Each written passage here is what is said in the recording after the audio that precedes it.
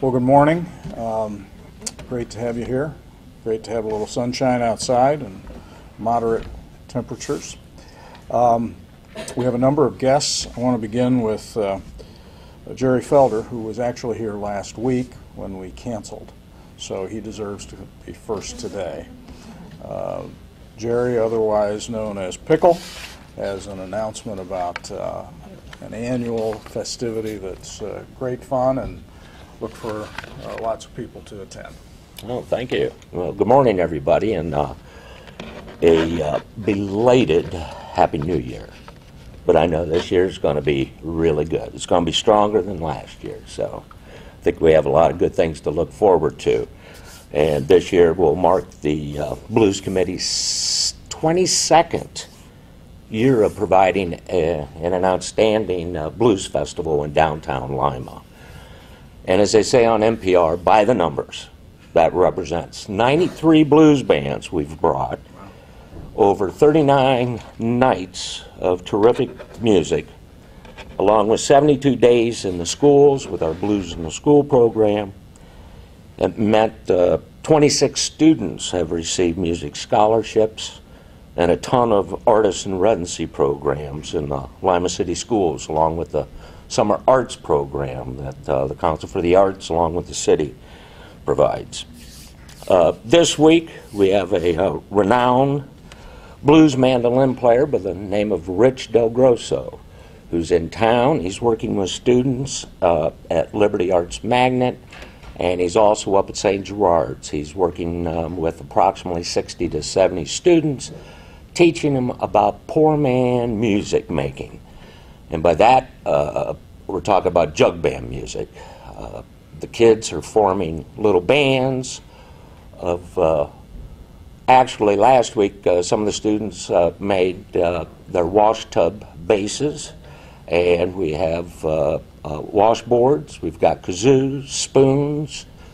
Rich, of course, has got his mandolin. There's some jugs. A couple of the kids are playing guitar, and one or two are actually playing fiddle.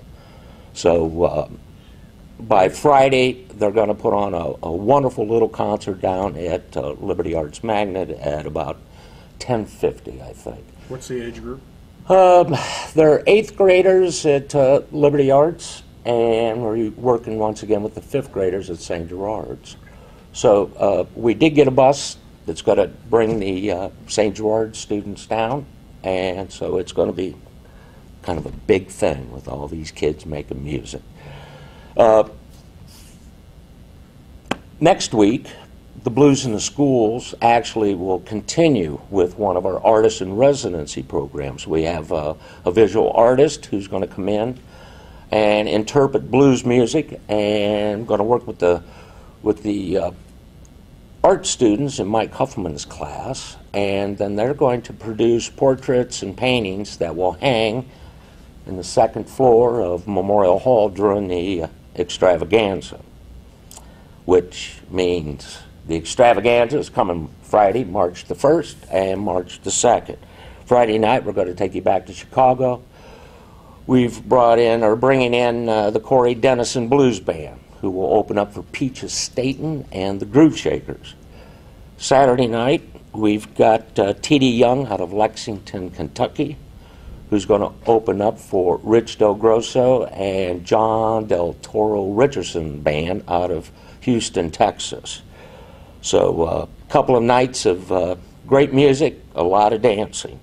The tickets, naturally, will go on sale the day after Martin Luther King Day at the Civic Center box office beginning at noon. And if you want a table for Saturday night, I say you best be there, because those tables sell out in the first 5 hours. So it is a kind of a little bit of the Oklahoma land rush scene that happens in Lima every year. Tables, once again, of 10 is only $200 or 20 bucks a piece. The balcony is $10. We've got Misty Lee and the Mystery Chefs from Lima Senior that will provide food for those that are hungry. We have beverages, adult and otherwise.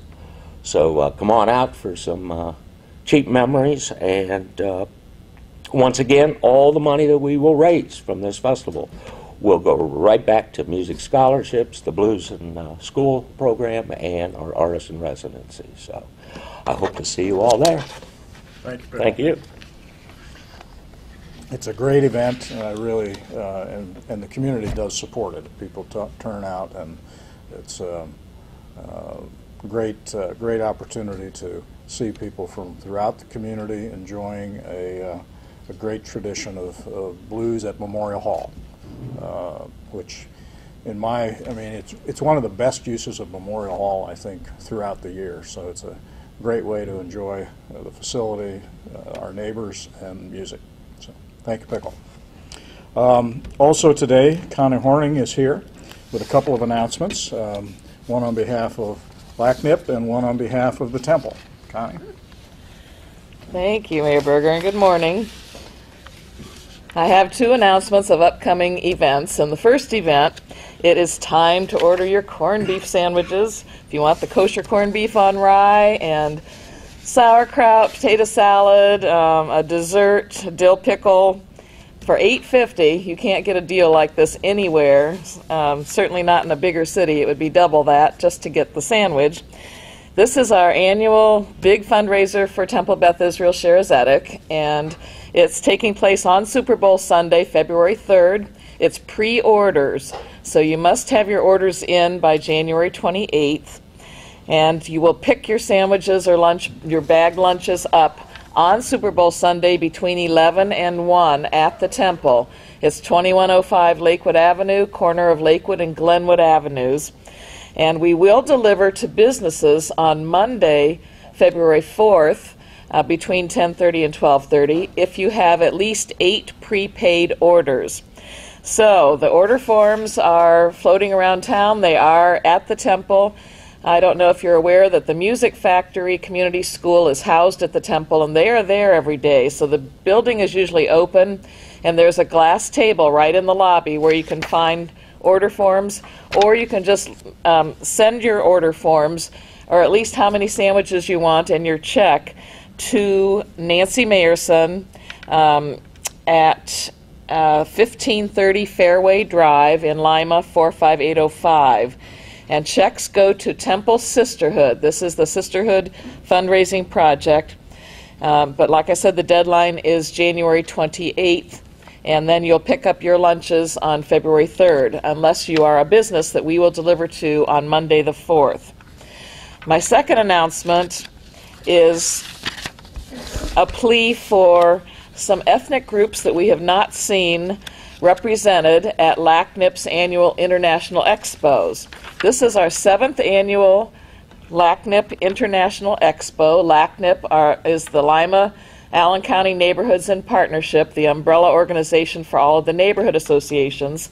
This is the largest fundraiser we do for LACNIP every year, usually in March, and it's a little early this year on Sunday, March 3rd, because we had a choice of the 3rd or the 24th, which is Palm Sunday. We thought we would avoid a holiday. And it's going to be from 2 to 6 o'clock at a different venue this year. We're going to St. Rita's Auxiliary Building, the 718 building, the corner of Market and Baxter, that has the blue canopied walkway from the parking garage. You can park in the parking lot for handicapped, otherwise park in the parking garage or across the street. But this is a free event. This is definitely a family-oriented event. There will be food samples from all the different countries, displays, demonstrations, different activities going on for kids, and the beautiful displays from people who were born in other countries but have chosen to live and work in the Lima area. And it's really beautiful to feature these people and get to know them one-on-one from different countries. It's a way to learn to respect other people from other countries and cultures and find out that people are pretty much the same all around the world. It's really a unique experience for families and kids. Between 2 and 6 on Sunday, March 3rd, we're at the Auxiliary, the St. Rita's Auxiliary building. There is no cost. You don't have to reserve anything. You just come that day. You'll see different cultures, through their music and their art and food samples and different displays from their homes, crafts. There's a 50-50 raffle. We usually have our displayers donate something from their culture to put into one basket that we have a drawing for. So you get an international door prize, which is really unique and beautiful. Entertainment, everything is free. Food samples, all. Everything's donated to us. We have sponsors who help underwrite this. So this is, like I said, a major fundraiser for LACNIP, but it is an educational and fun opportunity for families. So we hope you will join us on March 3rd. And thank you. Great. Thank you, Connie. I appreciated recently being invited by Connie to the temple for the Hanukkah celebration. That was wonderful. We had the potato pancakes, which I've lost the name, the latkes, and which were really wonderful. And I appreciated being invited. But I think it's an example in our community of the fact that we have faith groups, ethnic groups that sometimes we either are unaware of or that we don't regularly connect with, and their traditions, their values, the way that they share and celebrate holidays. Those are all important things that it's important for us as individuals who aren't necessarily of those ethnicities to both be aware of and appreciate. So the International Expo is a great neighborly thing to do, and I think it's entirely appropriate for LACNIP to be in the lead on this invitation to folks that are a part of our community to kind of elevate themselves and make themselves aware to the rest of the community. So thank you for, again, leading more this. ethnic groups to participate. I forgot So to say that. if in fact people are interested in participating, they should be in touch with you. Okay, great, thank you. Also today we have the staff from the Community Development Department here to highlight, elevate the investment of people make in their homes, and Angie and others are here, so please come up and share the awards for this quarter. Thank you. Good morning. There are 3 Lima property owners that are being recognized today for maintaining their properties. The first quarter Lima Pride Home Awards will be presented by Property Maintenance Code Inspectors to recognize these properties that exemplify pride in ownership and have a positive impact within the community. Selected properties must meet Lima property maintenance standards, and the property may have no current property maintenance violations on any of the properties they own within the city. Each award winner will receive a plaque to keep a yard sign, or a plaque to keep and a yard sign to display in the yard for the quarter. The awarded properties may also be viewed on the city's website and also on GTV2. Chase Fulke is going to present the award for the southeast sector.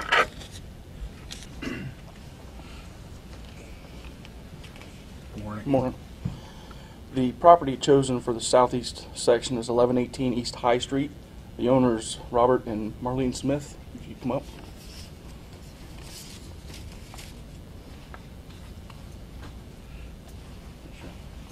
Thank you very much. Congratulations. Thank you. Why don't you tell us a little bit about your property and how long you've been there and what you've done with it? Too long.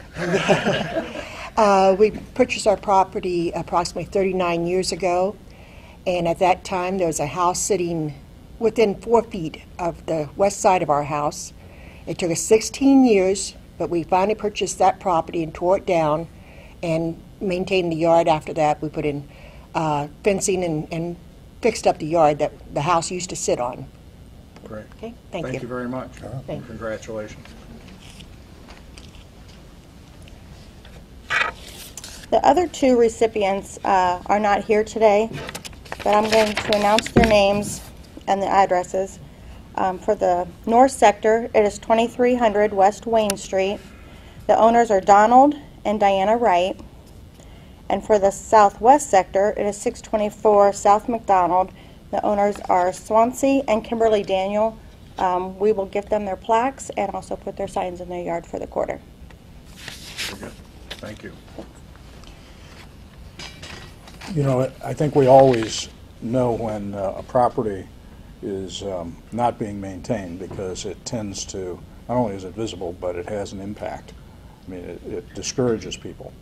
But it's also the case that when people maintain their property in really an exemplary way, as has been highlighted here, that also has an impact. I had a neighbor that lived across from me for years, Terry Henderson, and Terry was worked down at Honda, and he always irritated me because as soon as the snow was gone, he was out there cutting his grass. Just constantly maintaining his property, making me look so bad. But folks that have pride in their property really do set the example, and we appreciate the investment of time, the money, the love that is in fact poured into properties all across the community, and we appreciate the fact that the community development folks take the lead in trying to not only deal with those that create problems, but also to elevate those that are making those investments. So thank you. Lastly, Saul Allen is here from the Street Department. Saul's going to talk a little bit about our recent snow plowing or snow events and the challenges that occurred during those events, because we'd like the public's cooperation. Good morning. Thanks, Dave. Good morning. First of all, a little data and information as far as the past two storms, just as far as how much time and money we spent into those past two storms. From the storm from December 26th, just some numbers. Total regular hours spent $12,422. Overtime hours close to $4,200. Total cost of that first storm for the city of Lima is just a little bit over $39,000. 275 tons of salt. Cost of salt just for that particular storm was $16,700. It's just that one storm. Secondly, the storm of December 29th, just some numbers. Total regular hours, just a little over $1,000. Overtime hours, a little over $4,500. Total cost of that second storm was $18,112. Just salt from that was 159 tons of salt, with the cost of a little over $9,600 just in salt costs. So just some information as far as what type of money the city of Lima spends. Few thoughts, few concerns, a few things we're trying to get residents to help us out with. A lot of streets we still know are very narrow streets, and we know we have parking on both sides. Just a few reminders. And I know we didn't have a lot of snow last year, so a lot of these things may have gotten away from people. But as much as possible, we're asking that when we start to get snow, if you can, as much as possible, if you can park on one side of the street, park on one side of the street. We have a few residents, we do it without even being asked. There's some residents that have a church or a school in their area. All the residents know we're going to go park at the church, we're going to go park until the school, until the street department comes down. And then once we get down, they gladly come back out to the street. If you cannot, the biggest thing for us, if we look down a street and we got cars parked side by side, and if we can't get down the street, we can't plow. One thing you can do, if you can sort of stagger, even if you can stagger where you're parking so we can actually get through, that would be helpful. Like I said, any of those things would be helpful. Also, a lot of times what we've noticed is, once you start to get snow, people start to park farther and farther and farther away from the curb, so that street starts to close down as well. So if you can stay as much as possible, close to the curb as possible, and allow us. Our biggest thing, if you look down your street and you can barely get your car down, we cannot get a truck down. So that's the biggest thing to understand. How wide is the plow? 10 foot. 10 foot. Yeah. So it's a full lane. It's a full lane. Yeah. So and we do have some smaller pickup trucks, but a lot of what we do with the smaller pickup trucks is basically all we do with those pickup trucks is hit dead end streets. A lot of times all we want to do with the larger truck is keep them going forward. If we have dead end streets, we'll allow those small pickup trucks to go hit those dead end streets, so that way they can back out really instead of the big trucks. So that's what we do with a lot of the smaller trucks. Another issue that came up is mailbox. Just a reminder to residents who have mailbox actually at the curb, the city of Lima does not actually pay for repair to your mailbox unless we actually physically hit it with the truck. And why I say that is a lot of times we get a lot of heavy snows that discharge from the plow itself.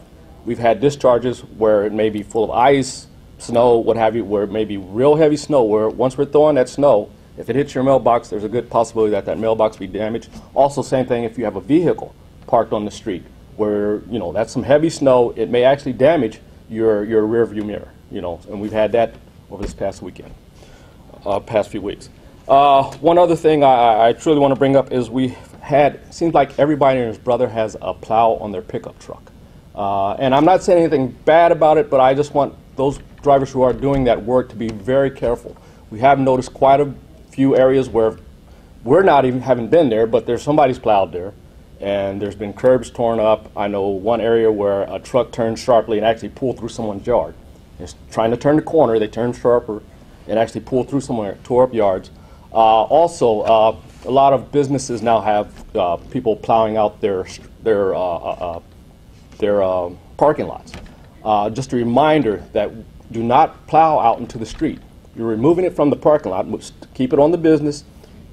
Do not plow out into the street. Well, the street's clear. Well, we're trying to keep the streets clear. Do not plow all that stuff out to the street. Also had one where, okay, he plowed, but he plowed everything and bunched everything right up into a fire hydrant. So just sort of keep, your eyes open. If you have someone out there who does some work for you, who's actually plowing for you, just sort of let them know, keep these things in mind, and I think we'll be all right. And if anyone ever has any questions as far as, us plowing, feel free to call 419-221-5165. And I also like to tell people, use that trouble number. A lot of people want to call and ask for me. Okay, you call 6 o'clock, you ask for me, I will probably get back to you, but it's probably going to be 6 o'clock, 7 o'clock that next morning when I come in. That trouble number is there for a reason. We always have someone there 24/7, and even if he's not in, when he comes back in, he picks up the messages and takes care of those messages as well. I think that's it. Oh, one other thing. Side streets. If a snow stops at 6 o'clock p.m., if you live on a side street, do not call 7 o'clock p.m. asking, why hasn't your street been done? More than likely, it hasn't been done. More than likely, mine hasn't been done. The biggest thing we like to tell people, it takes time. After the snow stops, it usually takes us at least 3 or 4 hours to complete the main streets. And I'm saying once the snow has completely stopped. So understand, if we haven't got the main streets done, more than likely, 2 hours after the snow has completely stopped, no, we more than likely haven't got to your street yet. So if you want to give us 12 hours, 20 hours, somewhere in that range would be more helpful. So, thank you. Well, as everyone knows, there are limits to city resources. So this year, while we had, I think, an adequate number of folks out, we had a lot of freshmen in these trucks. Because we didn't have much snow last year. The guys, the fellows that we had hired that were new last year really didn't get much time in the truck, and then we had several new folks. So most of our drivers this year were fresh to the job. So we've actually had a lot of training going on at the same time that we've been trying to manage this. So we think they did a good job. We think they did a timely job, but it's also part of the challenge that we have in terms of trying to get people out. And it's not just trucks, it's the personnel that operate them that make the difference. So, Saul, thank you very much. And we'll pray for rain, which will make the rest of the ice and the snow go away. Mother Nature deposits it, and generally it's Mother Nature that has to take it away before we're all comfortable again. So thank you all for your time, and we'll break down for interviews. Thank you.